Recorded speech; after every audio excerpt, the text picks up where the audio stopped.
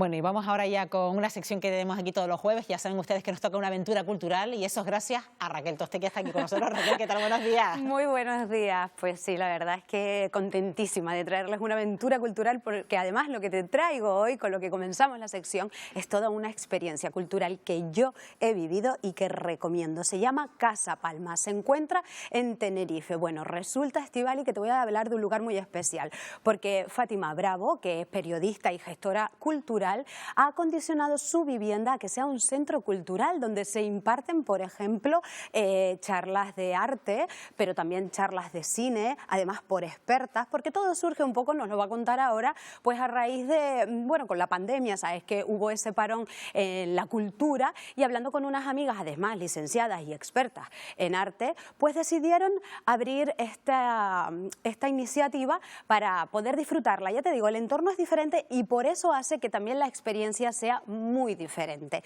pero lo mejor es que lo vean. A raíz de la pandemia y tras las cancelaciones de actos, la periodista y gestora cultural Fátima Bravo, acompañada de dos amigas expertas en arte, deciden poner en marcha Casa Palma, un proyecto cultural que aúna charlas de arte, exposiciones y actividades dentro de una vivienda especialmente diseñada para ser un centro cultural, eso sí, con un carácter intimista. Mi casa se convirtió en una galería, en un espacio donde se dan cursos de arte, donde luego pues se invita a una copa, a algo de gastronomía, se intercambian también pues conocimientos. Desde que empezamos en mayo del año pasado, hemos dado ya casi 30 cursos de arte con temáticas totalmente diferentes.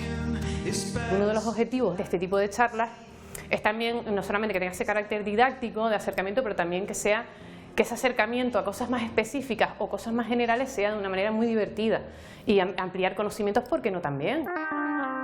En mi primer curso traté de acercar eso de los circuitos del arte contemporáneo, ¿no? Relacionado con ferias, subastas, galerías, grandes centros de arte, esa super maquinaria cultural que realmente está funcionando en la actualidad.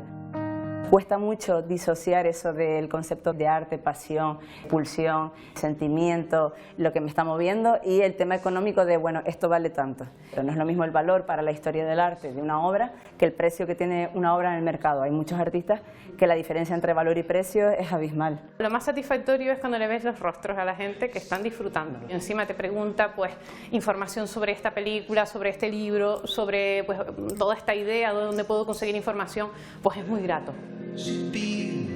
La idea no era que los cursos estuvieran dedicados a expertos en arte, sino a personas ávidas de actividades culturales, con ganas de aprender, con ganas de vivir experiencias diferentes y en un entorno diferente.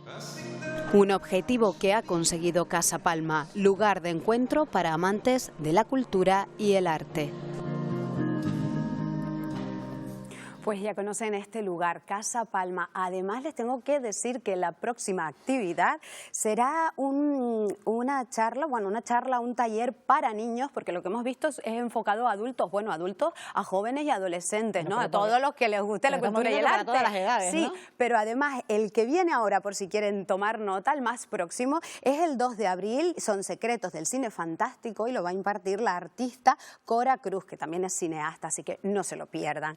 Y bueno, Estíbaliz, pues como ya nos hemos puesto en situación con estos entornos culturales, yo me he puesto a pensar la importancia que tienen en la historia y en la historia del arte los entornos culturales, y me he acordado de la escuela de Luján Pérez, lo importantísimo que fue esta escuela. Aquí la tenemos, que bueno, surge por Domingo d'Orestes en 1918 en Gran Canaria, y que va a albergar a grandes artistas de la historia del arte en Canarias, como puede ser Plácido Fleitas, allí también estuvo Felo Monzón, y es que ahí era una pedagogía muy moderna, era casi como lo que se estaba haciendo en Bauhaus, ¿no? En Alemania, y era que el profesor y el alumno estaban en la misma condición, en horizontal. Se trataba de crear diálogos, de ayudar y apoyar al alumno, era esa educación. Uno no destacaba de encima guía del otro, ¿no? No, y era como de guía, ¿no? Para que ellos pudieran pues desarrollarse. Y tengo que hablar de uno de mis artistas favoritos, que aquí lo tenemos, Jorge Oramas. Jorge Oramas fue, la verdad, brillante y vamos a explicar por qué. Él nace en 1911 y solo vive 23 años. Es uno de los máximos exponentes de eso que estábamos diciendo, el indigenismo. Lo que pasa es que como solo muere con 23 años, pues digamos que luego se va a ir desarrollando. ¿Cómo es la pintura de Jorge Oramas? Bueno, él primero tiene una vida muy trágica, muere muy joven, pero es que además sus padres, él queda huérfano, sus padres mueren de tuberculosis, él a los 21 años también tiene tuberculosis, va a morir a los 23, pero sigue pintando incluso en el centro hospitalario. Él era barbero y por las tardes iba a esta escuela tan importante.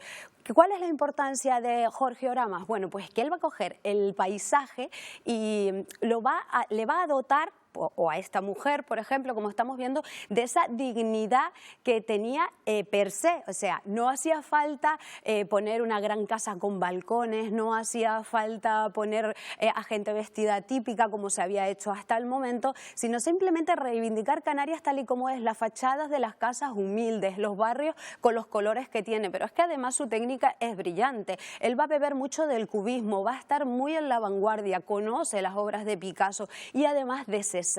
La luz de Oramas siempre parece estar como al mediodía, es una luz como que cae justo encima. Sí, pero es muy luminoso sus cuadros, ¿no? Sí, y aquí lo tenemos, por ejemplo, esta es el retrato de una muchacha, que leemos La niña de Oramas, como vemos, es una niña que está con una camiseta en cualquier barrio de Canarias. Esta niña somos todas, Estíbaliz, es cualquier hija, es cualquier hermana, y como vemos, las casas que tenemos detrás son fachadas pues normales, no hacía falta idealizar más porque esto ya era bello y era llevar las cosas. Mira, veníamos de esto. Claro. Veníamos de esta idealización de Canarias, que era lo que pedía un poco la clase burguesa en el siglo XIX. Unos pastores vestidos de mago, una cosa muy idílica, el Teide detrás, era muy bonito, era contemplativo, pero imagínate lo que supuso que Oramas hiciera esta niña. Es decir, no solo la geometrización, llevar las cosas a perspectivas diferentes, que eso lo estaban haciendo en Europa, que lo estábamos viendo con Picasso. No solo eso, sino además decir, pues sí, esta camiseta, esta niña y esta fachada tiene la misma entidad y tiene la misma dignidad que todo lo demás, ¿no? Sin tanta floritura.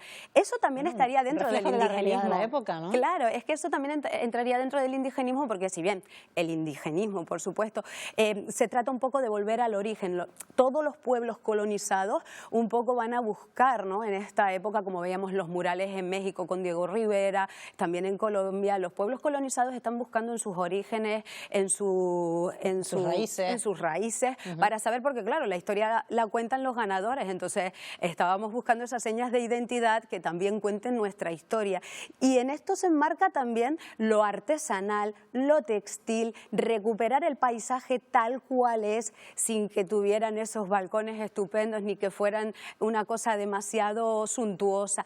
Decía además Agustín Espinosa de Oramas que Oramas había empezado por lo que todos acaban. Había hecho como si fuera un arte maduro, tan joven. Y Luis Palmero, el artista Luis Palmero, dice que incluso en las sombras, que son como muy metafísicas y poéticas, en las sombras de Oramas hay luz, y es verdad. A mí me fascina, y como nos fascina tanto, y si no debe fascinarnos, este domingo en Canarias Escultura lo vamos a dedicar al arte indígena, porque la verdad que el indigenismo canario da para mucho, muchísimo, y vamos a estar con César Ubierna, que aquí lo tenemos, que bueno, fue durante mucho tiempo el presidente del Museo Antonio Padrón, centro de arte indigenista, y vamos a hablar con él pues de todo eso, de cómo se gesta, de dónde veníamos. Resulta que en el siglo XIX, lo que te decía antes, lo que quería la clase imperante era un tipo de arte contemplativo, quería pues el Teide, unos pastores, una cosa que